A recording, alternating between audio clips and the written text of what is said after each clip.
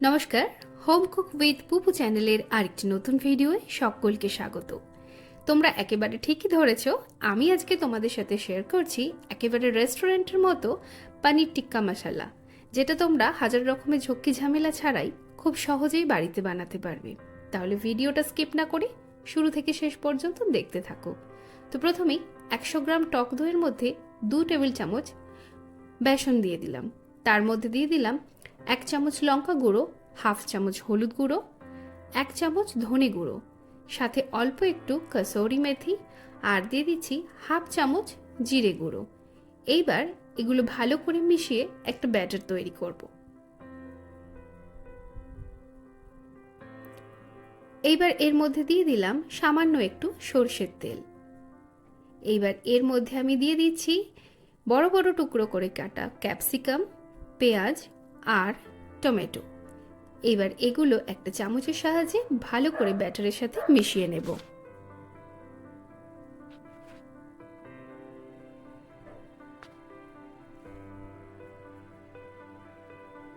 এগুলো ভালোভাবে মেশানো হয়ে গেলে দিয়ে দেব উপর থেকে বড় বড় টুকরো করে কাটা পনির।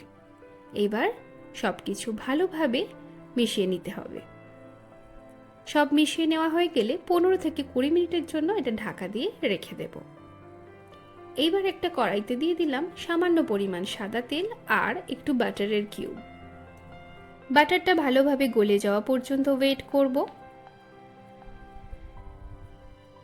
একটা খুন্তি দিয়ে ভালো করে তেলের সাথে বাটারটা মিশিয়ে এইবার এর মধ্যে দিয়ে দিচ্ছি ম্যারিনেট করে রাখা পনির, টমেটো, ক্যাপসিকাম ও পেঁয়াজের টুকরোগুলো। চারিদিকে ভালো করে এগুলোকে স্প্রেড করে দিয়েছি। দিয়ে এইবার গ্যাসের ফ্লেমটা মিডিয়াম রেখে এগুলো ভালো করে এপিট ওপিট উল্টে ততক্ষণ ভাজবো যতক্ষণ না বাটারটা একেবারে শুকিয়ে পুরো ড্রাই হয়ে যাচ্ছে। দেখতেই পাচ্ছ কড়ার মধ্যে কিন্তু আর বাটার নেই, সবটাই কিন্তু এই পনির আর সবজিগুলোর মধ্যে চলে গেছে। এইবার এর মধ্যে ওপর থেকে দিয়ে দিচ্ছি একটু পাতিলেবুর রস, আর দিয়ে দেব সামান্য পরিমাণ নুন। নুনটা কিন্তু অবশ্যই তোমরা পরে ব্যবহার করবে, কারণ আগে থেকে যদি নুন মাখিয়ে রাখো সেক্ষেত্রে কিন্তু এই টমেটো, ক্যাপসিকাম, পেঁয়াজগুলো একেবারে সিদ্ধ হয়ে কিন্তু নরম হয়ে যাবে, তাহলে কিন্তু এই সবজিগুলোর ক্রাঞ্চিনেসটা নষ্ট হয়ে যাবে। তাই অবশ্যই এটা মাথায় রাখবে। নুনটাকে শেষে দিয়ে একটু নাড়াচাড়া করে মাখিয়ে এইবার এগুলো কড়াই থেকে তুলে নিতে হবে।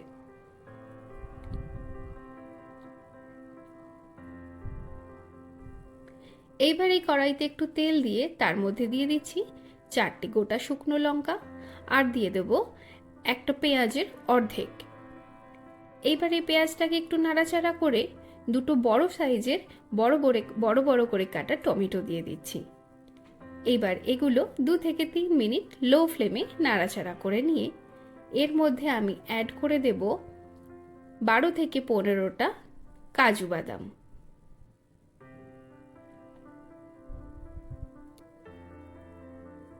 আবারও এগুলো একটু নাড়াচাড়া করে এর মধ্যে 2-3টে গোটা ধনে পাতা মানে বোটা সমেত ধনে পাতা দিয়ে দিলাম। এইবার এটাকে ঢাকা দিয়ে 8 থেকে 10 মিনিট একেবারে লো ফ্লেমে কুক করব। দেখতেই পাচ্ছ টমেটো কিন্তু একেবারে সিদ্ধ হয়ে গেছে। এইবার গ্যাসের ফ্লেমটা অফ করে এগুলোকে ঠান্ডা করে এটার একটা পেস্ট বানিয়ে রাখতে হবে। যারা চ্যানেলটা এখনো সাবস্ক্রাইব করনি তাদেরকে রিকোয়েস্ট করব চ্যানেলটা সাবস্ক্রাইব করে বেল আইকনটা প্রেস করে দিও। এইবার কড়াইতে আরও অল্প একটু সাদা তেল দিয়ে তার মধ্যে গোটা জিরে ফোড়ন দিয়েছি, আর দিয়ে দিলাম একেবারে ছোট ছোট করে কাটা একটু পেঁয়াজ আর টমেটো। এইবার এগুলোকেও 2-3 মিনিটের জন্য নাড়াচাড়া করে এর মধ্যে আমি অ্যাড করছি 1 চামচ জিরে গুঁড়ো, 1 চামচ ধনে গুঁড়ো, 1 চামচ লঙ্কার গুঁড়ো, আর দিচ্ছি পরিমাণ মতো নুন। এইবার গ্যাসের ফ্লেমটা হাই করে দিয়ে এগুলো ভালো করে মিশিয়ে নিতে হবে। এগুলো একটু ড্রাই হয়ে গেলে এইবার এর মধ্যে অ্যাড করে দেব টমেটোর পেস্ট।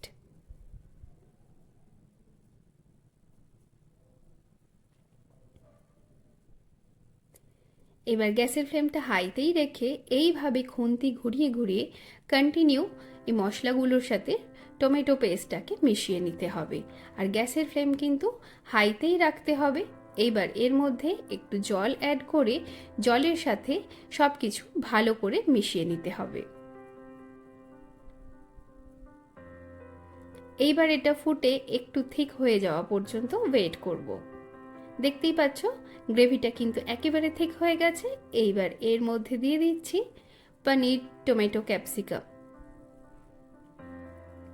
এইবার আরও 5 থেকে 7 মিনিট গ্যাসের ফ্লেমটা হাইতে রেখে এইভাবে খুন্তি দিয়ে কন্টিনিউ নাড়তে থাকবো, গ্রেভি যতক্ষণ না ড্রাই হয়ে আসছে। দেখতেই পাচ্ছ আস্তে আস্তে কিন্তু গ্রেভির পরিমাণ কমছে আর এটা অনেকটাই ড্রাই হয়ে গেছে। তোমরা চাইলে শেষে এর উপরে একটু ধনেপাতা ছড়িয়ে দিতে পারো, কিন্তু আমি এটাকে এরকমই রাখলাম, তাই এর উপরে কোনো রকম ধনেপাতা আর অ্যাড করছি না। রান্নাটা কিন্তু একেবারেই শেষের পথে। আর একটু ড্রাই করতে চাইলে তোমরা কিন্তু আরও কিছুক্ষণ এইভাবেই নাড়তে থাকবে। সেটা অবশ্যই ডিপেন্ড করবে তোমরা কতটা গ্রেভি পাতলা বা মোটা খেতে চাইছো। টিক্কা মশলা সাধারণত একটু শুকনো শুকনোই বেশি ভালো লাগে, তাই আমি এটাকে কিন্তু আর একটু ড্রাই করলাম। তো এইভাবে কিন্তু গ্যাসের ফ্লেমটা হাইতে রেখে এইভাবে নেড়ে চেড়ে নিলেই একেবারে আমাদের আজকের রেসিপি রেডি। চলো এবার এটা আমি তোমাদেরকে পরিবেশন করে দেখাবো। আর এই রেসিপিটা অবশ্যই তোমরা রুমালি রুটি বা কোনো পরোটার সাথে বা নানের সাথে সার্ভ করতে পারো। শীতকালের ডিনারে বা যে কোনো রকম গেট টুগেদারে মাছ মাংসর বদলে কিন্তু তোমরা পনিরের এই রেসিপিটা অবশ্যই মেন কোর্সে রাখতে পারো। রেসিপিটা একবার ট্রাই করে দেখো, আশা করছি তোমাদের ভালো লাগবে। আর দেখানো হয়েছে খুবই সহজ একটা পদ্ধতি, যেটা তোমরা চাইলে ইজিলি বাড়িতে করতে পারবে। তো আশা করছি রেসিপিটি তোমাদের ভালো লেগেছে। যদি ভালো লেগে থাকে তাহলে অবশ্যই লাইক, কমেন্ট আর সাবস্ক্রাইব করতে ভুলো না। আর পারলে চ্যানেলটা শেয়ার করে দিও। দেখা হচ্ছে তোমাদের সাথে পরবর্তী কোনো ভিডিও। ততক্ষণ সবাই ভালো থেকো, সুস্থ থেকো।